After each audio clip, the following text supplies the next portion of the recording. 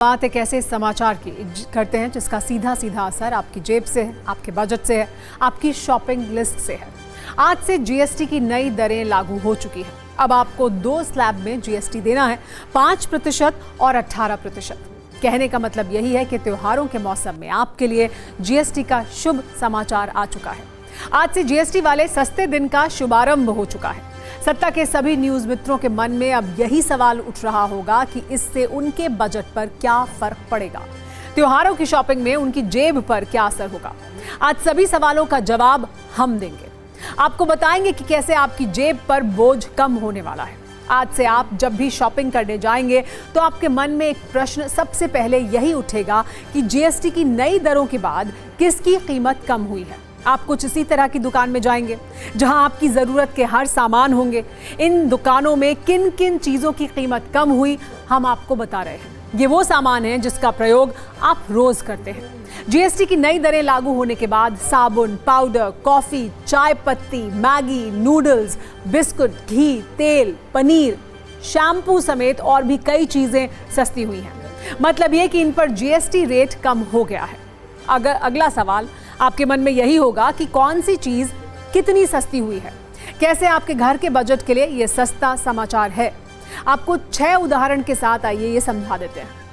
मान लीजिए आप किसी कंपनी का घी खरीदते हैं जिसकी कीमत 650 रुपए है। अब जीएसटी कम होने के बाद इसके लिए आपको 610 रुपए देने होंगे, मतलब 40 रुपए का फायदा।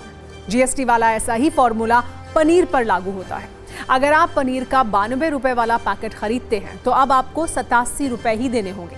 चाय पत्ती की अगर बात करें तो पहले अगर चाय पत्ती की कीमत 150 रुपए थी तो 15 रुपए का लाभ मिलेगा, ये सिर्फ 135 रुपए में मिलेगी। कॉफी के जिस पैकेट के लिए आप पहले 175 रुपए में देते थे उसकी कीमत अब 156 रुपए हो गई है। 19 रुपए की बचत इसमें भी होगी। शैम्पू की बात करें तो 450 रुपए वाले शैम्पू की कीमत पहले 450 रुपए थी जो अब 395 रुपए हो गई है। 55 रुपए का आपको फायदा मिलेगा। 110 रुपए की टूथपेस्ट को अब आप 99 रुपए में खरीद पाएंगे। इसी तरह और भी कई दैनिक इस्तेमाल वाली चीजें हैं जिन पर जीएसटी कम हुआ है। महीने में आप शॉपिंग करेंगे तो आपकी जेब पर अच्छा खासा असर होगा। ये बात हुई सिर्फ उन चीजों की जो आप रोज इस्तेमाल करते हैं। इसके अलावा AC, fridge, washing machine, TV की कीमत भी कम हुई है। दिवाली आने वाली है। अगर आप शॉपिंग का मन बना रहे हैं तो आपके लिए ये बहुत अच्छी खबर है। अब TV, AC, fridge, washing machine जैसी चीजों की कीमतों में भी कटौती होगी। पहले इन पर 28% जीएसटी लगता था, अब इन्हें 18% के स्लैब में रखा गया है। जिस एसी की कीमत पहले 34,000 रुपए थी अब वो 4,400 रुपए सस्ता हो गया है। आप 29,600 रुपए में इसे खरीद सकते हैं। ऐसे ही टीवी के साथ भी है।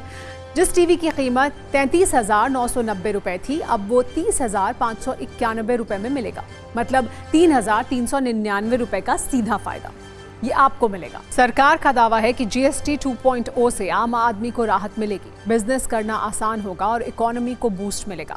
लेकिन जीएसटी वाला सबसे बड़ा शुभ समाचार उन लोगों के लिए आया है जो त्योहार के मौसम में कार खरीदने की प्लानिंग कर रहे हैं।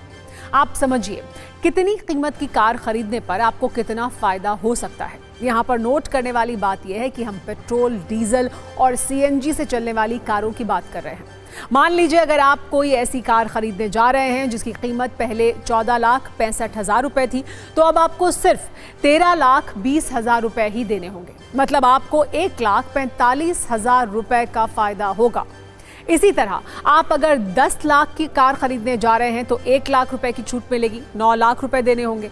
अगर आप 8 लाख की कोई कार खरीदने जा रहे हैं तो उस पर भी 68,000 रुपीज का आपको फायदा होगा। आपको 7,32,000 रुपए देने होंगे। यहाँ पर शर्त यही है कि जिस कार की लंबाई 4 मीटर से ज्यादा है, इंजन की क्षमता 1500 सीसी से अधिक है, ग्राउंड क्लियरेंस 170 मिलीमीटर से ज्यादा है, उस पर 40% जीएसटी लगेगा, मतलब उस पर आपको ज्यादा फायदा नहीं होगा। सवाल यही है कि क्या आपकी जेब तक जीएसटी का 100% फायदा पहुंचेगा। अगर दुकानदार नई जीएसटी दरों के हिसाब से आपको छूट नहीं दे रहा है तो आपके पास क्या विकल्प है, आइए वो भी आपको बताते हैं। पहला विकल्प ये है कि आप नेशनल कंज्यूमर हेल्पलाइन की वेबसाइट पर शिकायत कर सकते हैं।